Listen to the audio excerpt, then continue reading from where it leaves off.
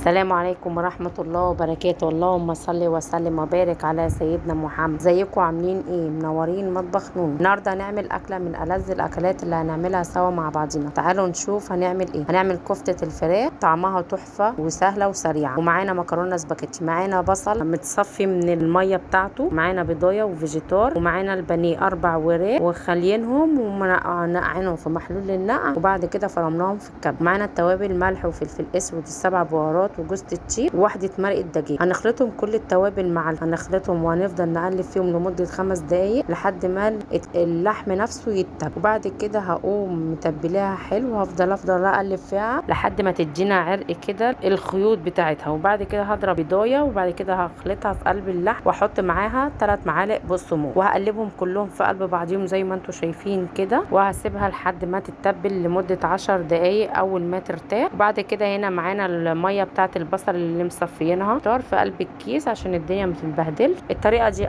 سهله وسريعه. انا هعملها قرص كده زي ما انتم شايفينها كده. همسك هبل ايدي بميه البصل وهتبل، هبل واتبل. وبعد كده اللهم بارك، كان طعمها تحفه وجميله. جربوها مش هتندموا. طريقه تحفه وسهله وسريعه. وباربع وراك عملت معانا الكميه دي كلها اللي انتوا شايفينها. 3 بصلات مصفيين منهم الميه زي ما انتوا شايفين كده. دي الكميه كلها اللي عملناها. اللهم ديمها علينا نعمه واحفظها هجيب ميه واحط فيها الملح واسيبها تغلي. وبعد كده بعد ما تغلي هسقط فيها المكرونه الاسباجيتي، واول ما تغلي وتستوي زي ما انتوا شايفين كده هفضل اقلب فيها. واول ما هصفيها هاخد الميه، هقطع بصلايه وسط، وبعد كده هحط معلقه حلوه سمنه وحبه زيت، وهسيبهم لحد ما يتشوحوا ويصفر. وبعد كده هقوم نازله عليها ب4 معالق صلصه، وبعد كده هنزل عليها بميه السلق بتاعه المكرونه. هحط فلفل اسود و7 بهارات، واحط 2 مرقه دجاج ومعلقه خل ورشه سكر، وهقلبهم كلهم في قلب بعضيهم. احط الملح وهوطي النار عليها لحد ما تتسبك زي ما انتوا شايفين كده. واول ما يطلع الزيوت بتاعتها هقوم طافيه عليها. هحمر الكفته زي ما انتوا شايفين كده. ما تنسوش تعملوا لي لايك وشير وسبسكرايب، وتقولوا لي متابعيني من انهي بلد، وتعملوا لي مشاركه عشان الكل يستفيد. وكده بعد ما اتحمرت زي ما انتوا شايفين كده بالمنظر ده، كانت طعمها تحفه وجربوها مش هتندموا. اللهم بارك، اتنسفت. وده المنظر حقيقي، الكاميرا ظلماها بالمنظر ده لان هي كانت طعمها تحفه ولونها دهبي، كانت جميله وطعمها تحفه تحفه بامانه. وكده بعد ما خلصنا وصفتنا بتاعه النهارده، وده الشكل النهائي لاكلتنا. اتمنى تجربوها وتقولوا لي رايكم في الكومنتات. استنوني الفيديو الجاي بوصفه جديده ان شاء الله. السلام عليكم ورحمه الله وبركاته.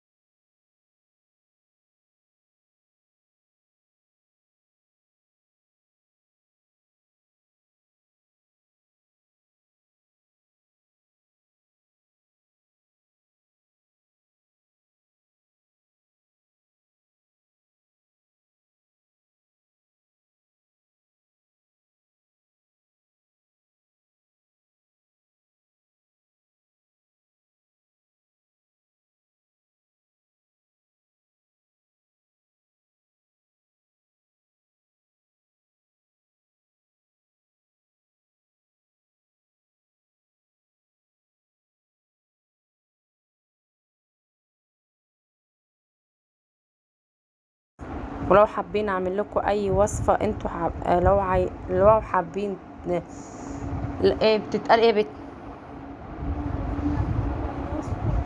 لو عايزين نعمل لكم اي وصفه قولوا لي في الكومنتات. استنوني الفيديو جاي بوصفه جديده ان شاء الله. السلام عليكم ورحمه الله وبركاته.